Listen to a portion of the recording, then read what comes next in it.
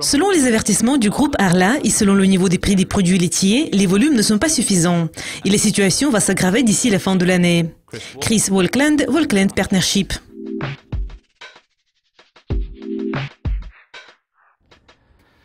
Selon Arla Foods, les fermiers ont réduit la production de lait au Royaume-Uni. Y aura-t-il une pénurie de produits laitiers d'ici la fin de l'année? Je pense qu'il ne s'agit même pas de la fin de l'année.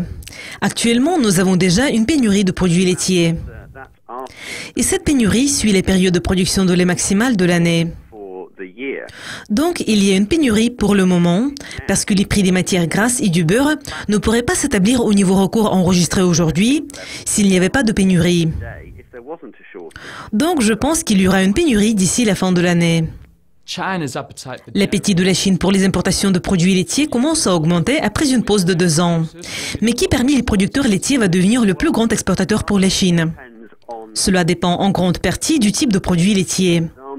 Si nous prenons le lait entier en poudre par exemple, c'est la Nouvelle-Zélande qui fournit presque tout le lait entier en poudre dont la Chine a besoin.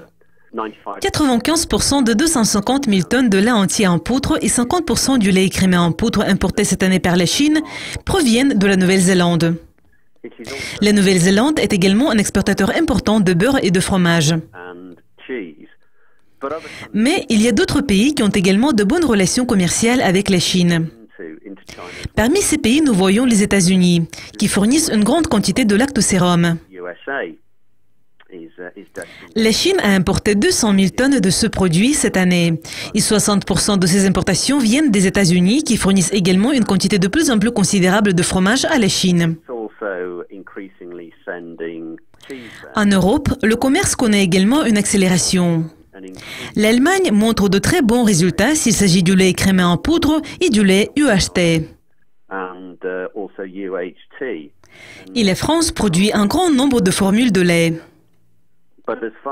Mais s'il s'agit de l'Europe, nous avons 300 000 tonnes de lait écrémé en poudre dans les stocks.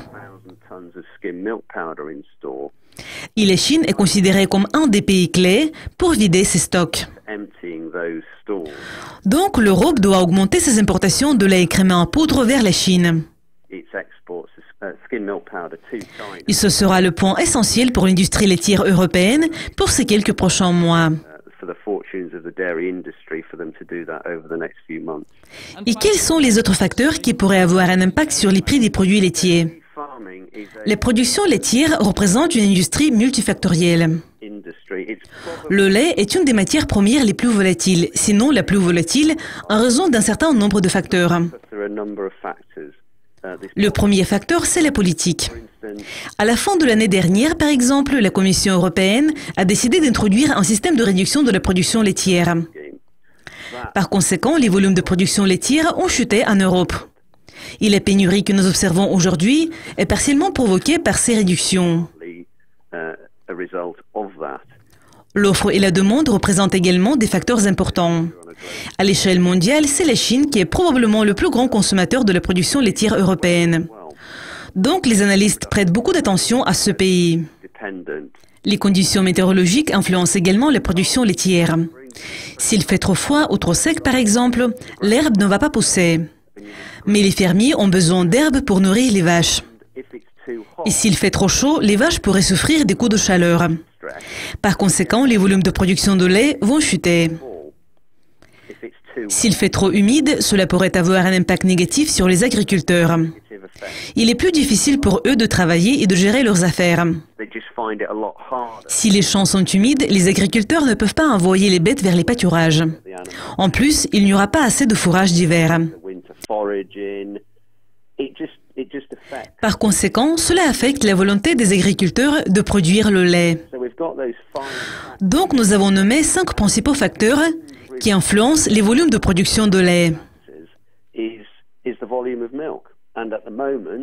Pour le moment, selon les avertissements du groupe Arla et selon le niveau des prix des produits laitiers, les volumes ne sont pas suffisants. Et la situation va s'aggraver d'ici la fin de l'année, parce que la production laitière va diminuer en octobre et en novembre.